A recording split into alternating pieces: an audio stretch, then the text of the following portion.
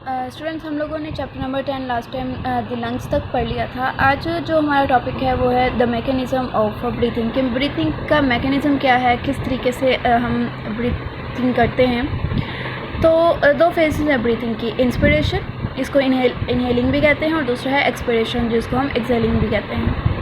अब इनहेलिंग, इस प्रोसेस में क्या होता है कि सबसे पहले जो रिब मसल्स हैं वो कॉन्ट्रैक्ट करते हैं और रिब्स रेज हो जाती है, मतलब वो उन आगे की तरफ बढ़ जाती हैं। डायफ्राम कॉन्ट्रैक्ट होके लोअर मूव करता है, ठीक है, डाउनवर्ड मूव करता है।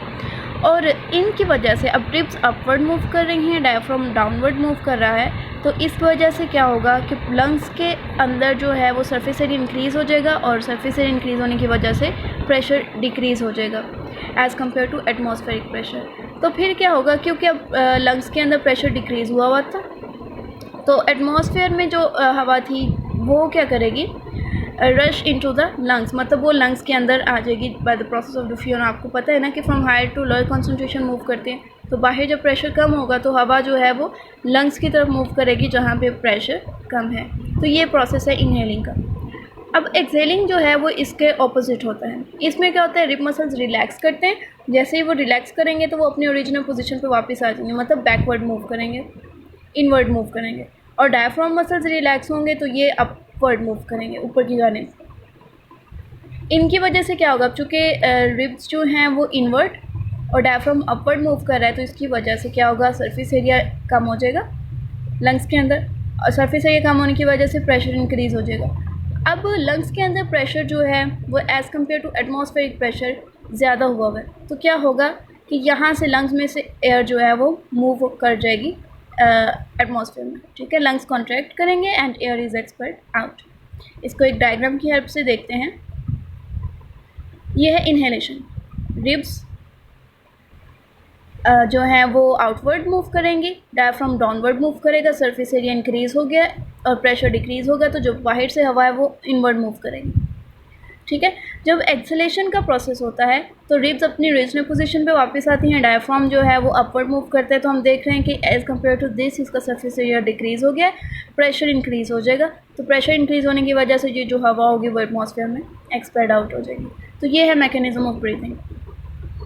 अब हम देखते हैं रेस्पिरेटरी डिसऑर्डर्स। बहुत सारे रेस्पिरेटरी डिसऑर्डर्स हैं, उनमें से कुछ डिस्कस करते हैं हम यहाँ पे। Bronchitis is the first respiratory disorder.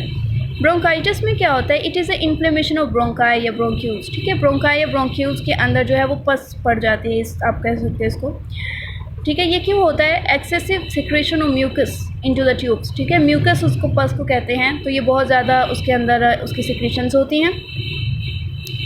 जो ट्यूब्स की वॉल्स होती हैं वो नैरो हो जाती हैं, चूँकि तंग हो जाती हैं ना, अब उनके अंदर जो है म्यूकस भर चुका है, तो उसकी वॉल्स कम हो जाएंगी, तंग हो जाएंगी।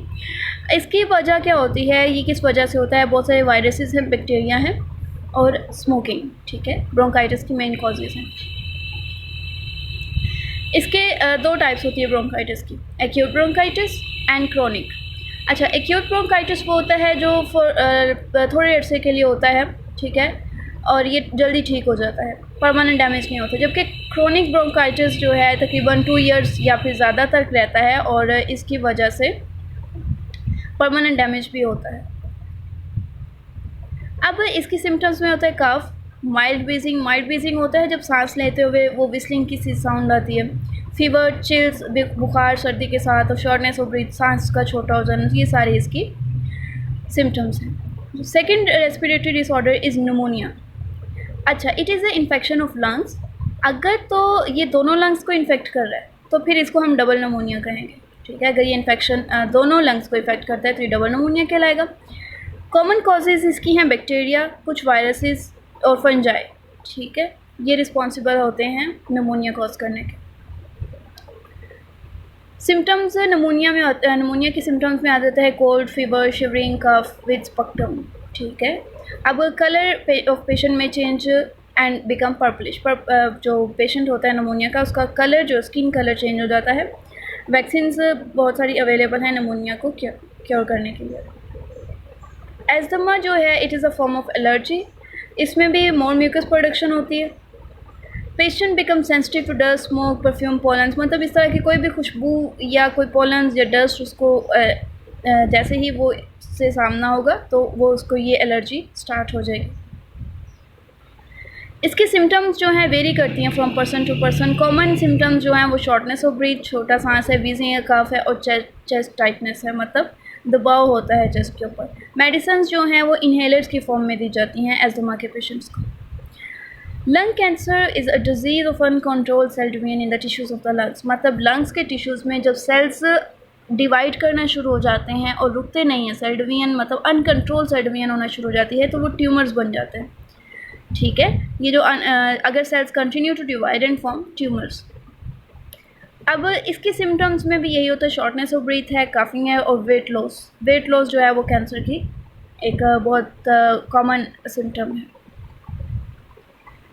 अच्छा, इसके मेन कॉजेज होते हैं कार्सिनोजेंस। कार्सिनोजेंस होते हैं कैंसर कॉजिंग सेल्स। ठीक है, ऐसे केमिकल्स जिनकी वजह से कैंसर होता है उनको कार्सिनोजेंस कहा जाता है। आयनाइजिंग रेडिएशंस, मतलब अगर बहुत अरसे तक रेडिएशंस का सामना हो रहा है पेशेंट को, कोई ऐसे इन्वायरमेंट में काम करता है जहाँ पे रेडिएशंस रिलीज़ होती रहती हैं, तो उसको भी लंग कैंसर हो सकता है और वायरल इन्फेक्शंस भी हैं। स्मोकिंग मेन कॉज है लंग कैंसर की। ठीक है, अब बैड इफेक्ट्स ऑफ स्मोकिंग देखते हैं कि क्या क्या बैड इफेक्ट्स हैं। Smoking is harmful due to the chemicals present in the cigarette and smoke, मतलब सिगरेट्स और उसके धुएं में जो हार्मफुल केमिकल्स होते हैं ना, वो बहुत ज़्यादा नुकसान पहुंचाते हैं पेशेंट को। अब टोबैको स्मोक के अंदर 4000 केमिकल्स होते हैं और इन 4000 केमिकल्स में से 50 कार्सिनोजेंस का मतलब 50 ऐसे केमिकल्स हैं जो कि कैंसर कॉज करते हैं। अब स्मोकिंग जो है वो इसके अलावा लंग कैंसर के अलावा जो है वो किडनीज़ को कैंसर है, ओरल कैविटी, लेरिंग्स, ब्रेस्ट और पेनक्रियाज को भी डैमेज करती है। ये सिर्फ लंग कैंसर को नहीं इफ़ेक्ट करती, हमारे बाकी जो है वो बॉडी ऑर्गन्स को भी बैडली इफ़ेक्ट करती है स्मोकिंग। फिर है स्मोकिंग सबसे जो मेन उसकी है बैड इफ़ेक्ट, वो ये कि सर्कुलेटरी सिस्टम को भी इफ़ेक्ट करती है। हमारे सर्कुलेटरी सिस्टम को कैसे करती है कि इसके अंदर हमें पता है कार्बन मोनोऑक्साइड होती है टोबैको स्मोक के अंदर। ठीक है, कार्बन मोनोऑक्साइड जो है उसको साइलेंट किलर भी कहते हैं। ये क्या करती है, हमारे जो हीमोग्लोबिन की ऑक्सीजन कैरिंग कैपेसिटी है उसको कम कर देती है। हीमोग्लोबिन ने ऑक्सीजन लेकर जानी है ना, तो कार्बन मोनोऑक्साइड क्या करेगी कि ऑक्सीजन को कैरी करने की कैपेसिटी जो है उसको कम कर देगी। और दूसरे केमिकल्स क्या करते हैं, वो ब्लड प्लेटलेट्स, अब कार्बन मोनोऑक्साइड ने तो ऑक्सीजन कैरिंग कैपेसिटी कम कर दी और बाकी जो स्मोक के अंदर केमिकल्स होते हैं वो प्लेटलेट्स की प्रोडक्शन को इंक्रीज़ कर देंगे। अब प्लेटलेट्स की प्रोडक्शन की वजह से ब्लड जो है वो थिक हो जाएगा, ठीक है, और मोर विस्कस हो जाएगा। अब क्या होता है कि smoking is also responsible for tooth loss. ठीक है, दांतों के गिरने के भी ये रिस्पॉन्सिबल है। अब हमारा फर्स्ट चैप्टर कंप्लीट हो गया। Thank you.